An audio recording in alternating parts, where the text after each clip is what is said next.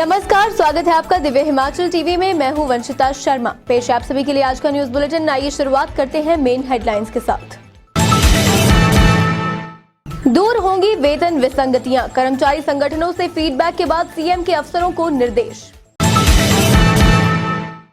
जहरीली शराब से मौत मामले में 5 और गिरफ्तार, अब तक 12 लोग अरेस्ट।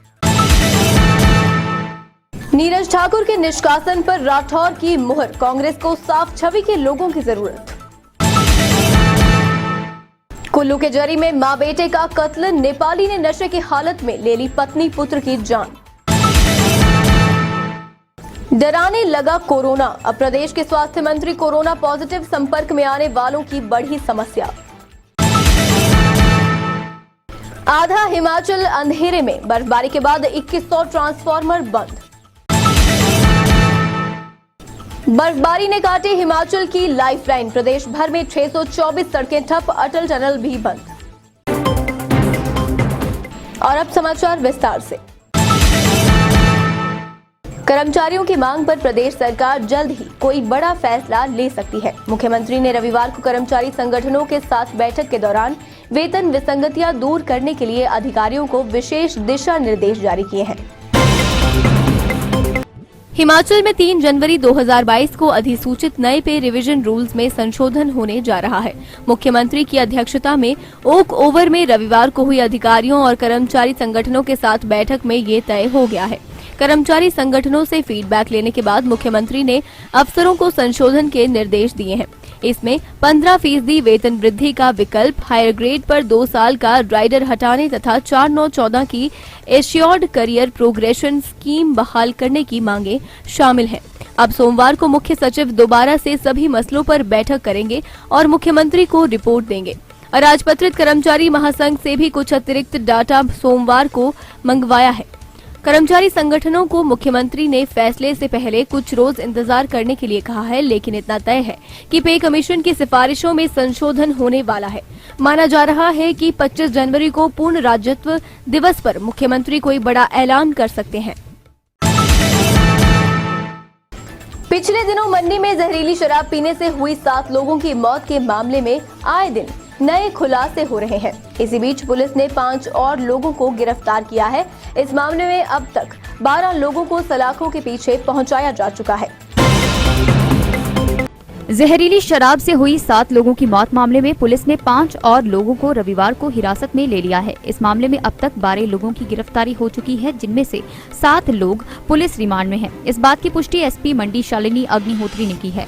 उन्होंने बताया, शनिवार को इस मामले के मुख्य सरगना गौरव गोरू और सुंदरनगर से संबंध रखने वाले नरेंद्र उर्फ कालू तथा अजय कोहली को गिरफ्तार किया गया था। उन्हें कोर्ट में पेश करने के बाद 26 जनवरी तक पुलिस रिमांड में रखने के कोर्ट ने आदेश दिए हैं। इसी कड़ी के तहत रविवार को पुलिस ने प्रवीण को हमीरपुर, सनी को अलीगढ़, पुष्पेंद्र को अलीगढ़, सागर सैनी को दिल्ली और AK त्रिपाठी को सांबा, जम्मू कश्मीर से हिरासत में लिया है।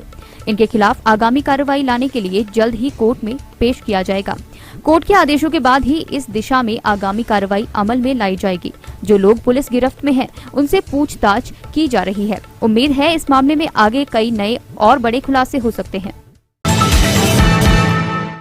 प्रदेश के सबसे चर्चित जहरीली शराब कांड के तार अब सियासत से जुड़ चुके हैं। इसी मामले में संलिप्त हमीरपुर कांग्रेस के महासचिव को पद से हटा दिया गया है। उन्हें पद से हटाने की सिफारिश प्रदेश अध्यक्ष कुलदीप राठौर ने स्वीकार कर ली है। जहरीली शराब कांड में संलिप्त हमीरपुर कांग्रेस के महासचिव को पद से हटाने की सिफारिश प्रदेशाध्यक्ष कुलदीप राठौर ने स्वीकार कर ली है। जिला अध्यक्ष राजेंद्र जार ने महासचिव नीरज ठाकुर को पद से हटाने का फैसला लिया था। इसके बाद इसे प्रदेशाध्यक्ष के पास स्वीकृति के लिए भेजा गया और रविवार को फैसले पर मुहर लग गई। प्रदेशाध्यक्ष कुलदीप राठौर ने कहा कि आपराधिक मानसिकता के लोगों के लिए पार्टी में कोई जगह नहीं है। कांग्रेस में साफ सुथरी छवि के कार्यकर्ताओं की जरूरत है। गौरतलब है, कांग्रेस महासचिव नीरज ठाकुर को मंडी में जहरीली शराब कांड में आरोपी बनाया गया है। इसके बाद हमीरपुर कांग्रेस ने कार्रवाई करते हुए उसे पद से हटाने का निर्णय लिया था। इस निर्णय पर प्रदेश कांग्रेस की सहमति के बाद नीरज ठाकुर को अब पार्टी से बाहर कर दिया गया है। नीरज ठाकुर काफी समय से कांग्रेस पार्टी में था और पूर्व में उप प्रधान भी रह चुका है।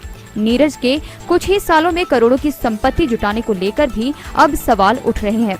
जहरीली शराब में कांग्रेस पदाधिकारी का नाम आने से भाजपा ने इसे मुद्दा बना दिया है। देवभूमि में बढ़ते आपराधिक मामलों ने कानून व्यवस्था की पोल खोल कर रख दी है। आए दिन प्रदेश भर में हत्या, रेप, लूटपाट जैसे मामले सामने आ रहे हैं। इसी बीच अब कुल्लू में हत्या का एक सनसनीखेज मामला सामने आया है, जिसमें एक व्यक्ति ने अपनी पत्नी और बेटे का मर्डर कर दिया। पेश है ये रिपोर्ट। प्रदेश में आए दिन पेश आ रही हत्या की वारदातें देवभूमि को शर्मसार कर रही हैं। ऐसी ही हत्या की एक और सनसनीखेज वारदात जिला कुल्लू में पेश आई है। यहां मणिकरण घाटी के जरी में एक नेपाली मूल के व्यक्ति ने अपनी पत्नी और बेटे का मर्डर कर डाला है। ये घटना रविवार दोपहर बाद की है। पुलिस ने कातिल को गिरफ्तार कर शवों को पोस्टमार्टम के लिए अस्पताल भेज दिया है। जानकारी के अनुसार नेपाली मूल का व्यक्ति रविवार को दिन भर नशे में धुत था। इस दौरान उसने कमरे में सोए हुए अपने 12 साल के बेटे और पत्नी को तेज धार हथियार से काट डाला। सूचना मिलने पर मौके पर पहुंची पुलिस ने शवों को कब्जे में ले लिया। वहीं पुलिस ने हत्यारे को गिरफ्तार कर लिया है। आगामी जांच में पुलिस जुट गई है। बताया जा रहा है यह नेपाली परिवार 5-6 साल से जरी में किराए के मकान में रह रहा था। मामले की पुष्टि एसपी कुल्लू गुरदेव शर्मा ने की है। हिमाचल प्रदेश में कोरोना के मामलों में दिन प्रतिदिन इजाफा हो रहा है। स्वास्थ्य विभाग सभी को कोविड नियमों का पालन करने के साथ सावधानियां बरतने की हिदायत दे रहा है। आम लोग ही नहीं बल्कि प्रदेश के कई मंत्री, विधायक व अधिकारी भी संक्रमण की चपेट में आ चुके हैं। देश भर में कोरोना का नया वेरिएंट अपना कहर बरपा रहा है। अब तक प्रदेश सरकार के कई मंत्री कोविड का शिकार हो चुके हैं। कोरोना संक्रमण से बचने के लिए पूरी सावधानी बरतने के बावजूद स्वास्थ्य मंत्री डॉक्टर राजीव सहजल रविवार को कोरोना संक्रमित निकल आए। इसकी जानकारी खुद मंत्री महोदय ने सोशल मीडिया के माध्यम से दी है।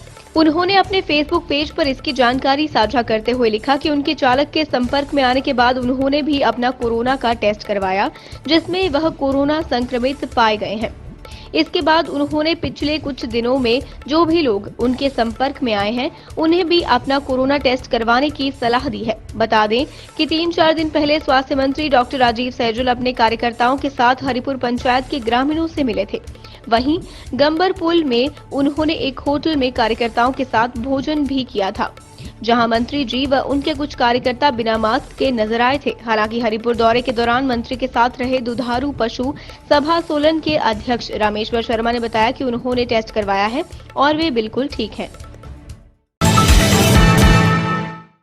हिमाचल प्रदेश के ऊपरी क्षेत्रों में जहां पर बर्फबारी का दौर जारी है, वहीं निचले हिमाचल में लगातार पिछले 2 दिनों से झमाझम बारिश हो रही है। इस कारण प्रदेश भर में सैकड़ों ट्रांसफार्मर ठप हो गए हैं, जिस कारण हजारों गांवों में बिजली बंद है। प्रदेश भर में हो रही बारिश बर्फबारी अब मुसीबत बनने लगी है। पहाड़ी इलाकों में 2 दिन से हो रही बर्फबारी के बाद आधे से ज्यादा हिमाचल अंधेरे में है, क्योंकि प्रदेश भर में करीब 2100 ट्रांसफार्मर बंद हो गए हैं। इन ट्रांसफार्मर से जिन घरों को बिजली की सप्लाई की जा रही थी वहां अब अंधेरा है। सबसे ज्यादा ट्रांसफार्मर शिमला जिला में बंद हुए हैं। पूरे प्रदेश की बात करें तो 2096 ट्रांसफार्मर बंद हो गए हैं। शिमला में 1209 ट्रांसफार्मर बंद हुए हैं।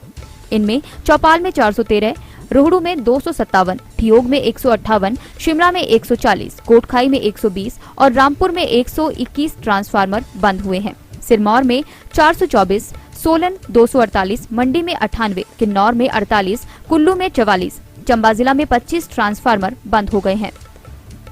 उधर बिजली बोर्ड के प्रबंध निदेशक पंकज जटवाल ने जल्द ही व्यवस्था दुरुस्त करने की बात कही है। बोर्ड का प्रयास है कि देर शाम तक अधिकतर ट्रांसफार्मर को बहाल कर दिया जाए।